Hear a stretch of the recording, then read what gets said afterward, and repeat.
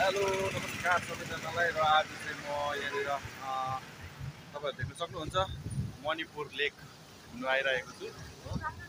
अनि यो चाहिँ लेक रहेछ यहाँनिरको मणिपुरको र एकदमै दामी नजारा छ, राम्रो भ्यू पोइन्टहरू रहेछ। अनि म तपाईँहरूलाई देखाउन गइरहेको छु त है।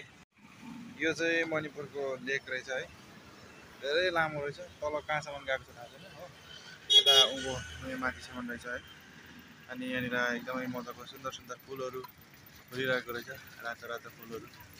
अनि यो चाहिँ हाइवे यहीँनिर छ, हाइवेकै छेउमा पर्दो रहेछ यो चाहिँ। र यतातिर सानसानो दोकानहरू पनि हुँदो रहेछ। धेरै दिन पानी पर्दा पर्दा आज चाहिँ बल्ल पानी अलिक रोकिएर चाहिँ घुम्ने मौका जोडिरहेको छ हो।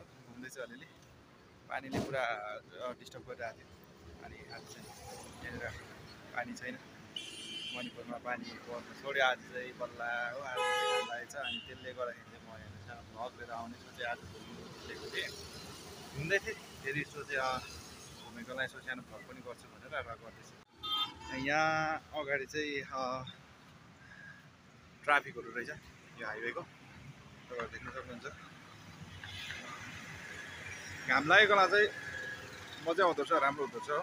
पानी आउँदा चाहिँ साह्रै यहाँनिर अब डुबाउहरू हुनु खोजिहाल्दो रहेछ, त्यस्तो हुँदो रहेछ। रुखहरू चाहिँ मजाले सबै गरेको रुख रहेछ यहाँनिर। यो पारिपट्टि फरेस्ट जस्तो रहेछ। यहाँ पारि चाहिँ जानु पाउँछ कि पाउँदैन थाहा छैन, जाने बाटो कताबाट थाहा छैन तिमी। म जाने प्रयास गर्दैछु, कताबाट चाहिँ माथि सोध्दै जान्छु भनेर सोध्दैछु भनेर चाहिँ सोचिरहेको छु। कति लामो रहेछ यो लेक त, आम्बो म घुम्दै घुम्दै घुम्दै यहाँ तलबाट छोडेर यहाँ माथि आइपुग्छ कि उबै गएको रहेछ। म चाहिँ उतालाई नै एन्टर गर्नु चाहिँ सोचेको थिएँ, तर यहाँदेखि उबै रहेछ।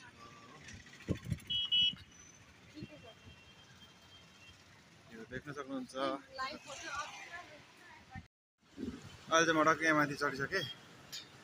यहाँबाट चाहिँ हेर्न सक्नुहुन्छ मजाको नजारा तपाईँहरू। यहाँबाट उत्रेर चाहिँ मार्केट जानुपर्छ, यहाँबाट यस्तो यस्तो यस्तो घुम्दै मार्केट जाने हो। देख्न सक्नुहुन्छ तपाईँहरू, घाम लागेर आज रिमिझिमी भएको छ यहाँनिर मणिपुरपट्टि हो। यहाँबाट चाहिँ तल झर्नुपर्छ अब सिँढी सिँढी सिँढी। अब चाहिँ मार्केट लाग्दै गरेको हो। यहाँनिर चाहिँ के भएर पनि मान्छे रुप्पै बसिरहेको छ उपर हो। के हुँदैछ भने थाहा भएन र म चाहिँ अब पर्खिँदैछु यहाँबाट सट्टै।